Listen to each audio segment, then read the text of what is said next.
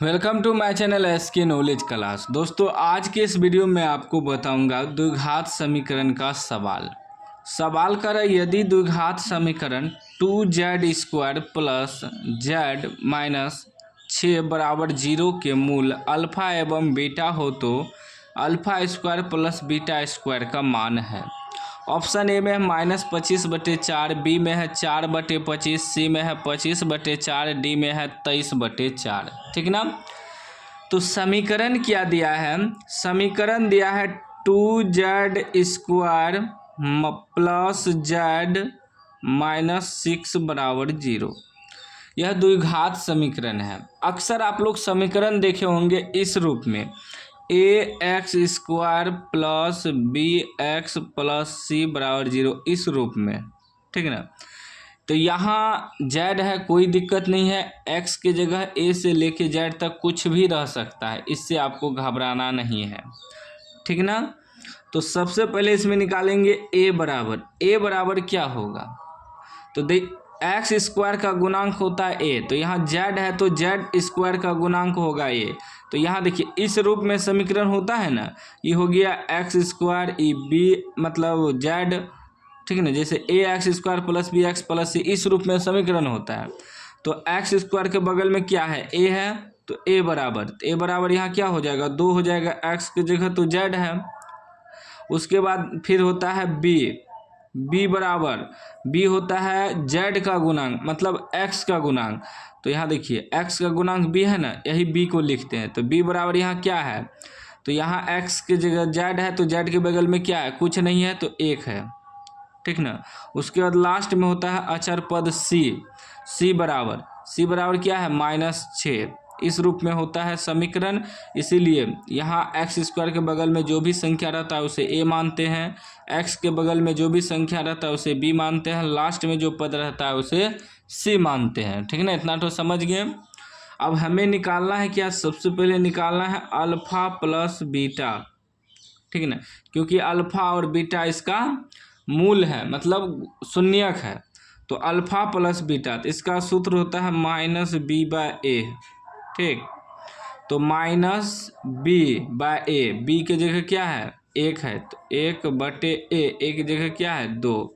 उसके बाद निकालना है अल्फा इंटू बीटा, यानी कि अल्फा गुना बीटा। तो इसका सूत्र होता है c/a। तो c/a, c की जगह क्या है? -6/a, a की जगह क्या है? 2। इसको कटाइएगा तो कट जाएगा -3 बार में। एगो निकल गया 1/2 अल्फा प्लस बीटा, और -3 निकल गया अल्फा इंटू बीटा। अब मान किसका निकालना है? इसका alpha square plus beta square बराबर निकालना है। ठीक है ना। तो एक सूत्र होता है, आप लोग याद रखिएगा, a² प्लस b² बराबर सूत्र होता है a प्लस b का होल स्क्वायर -2ab। तो यहाँ क्या है? यहाँ अल्फा बीटा है। ठीक ना। तो ये क्या है? मान लीजिए alpha square plus beta square. तो ये a के जगह अल्फा हो गया, b के जगह बीटा हो गया। तो यहाँ a प्लस b है, तो यहाँ आ जाएगा अल्फा प्लस बीटा का होल स्क्वायर -2ab है, तो यहाँ हो जाएगा अल्फा बीटा। ठीक ना। तो इतना बराबर हम लिख सकते हैं इसको सूत्र से। ठीक ना। क्या होता है? a प्लस बी का होल स्क्वायर, यानी कि ये हो गया a² प्लस b²। तो a प्लस बी के होल स्क्वायर, तो a की जगह अल्फा, b की जगह बीटा, इसका होल स्क्वायर -2ab, यानी कि अल्फा इंटू बीटा। ठीक। अब मान बैठाइए तो अल्फा प्लस बीटा आया -1/2 इस पे स्क्वायर है तो स्क्वायर डाल देंगे। -2 गुना अल्फा इंटू बीटा निकला है -3। ठीक। अब आगे देखिएगा, 1 का स्क्वायर 1 हो जाएगा और 2 का स्क्वायर 4 हो जाएगा, माइनस का स्क्वायर प्लस हो जाएगा। कैसे? देखिए, जैसे -1/2 का स्क्वायर का मतलब हुआ कि -1/2 गुना -1/2। ठीक ना। तो माइनस माइनस प्लस 1 गुना 1 करेंगे तो 1 और 2 दूनी 4। ठीक है ना। तो क्या हो जाएगा? ये 1/4, अब माइनस माइनस प्लस 3 दूनी 6। अब यहाँ कुछ नहीं है तो 1 है, तो एलसीएम क्या आ जाएगा? 4 आ जाएगा एलसीएम।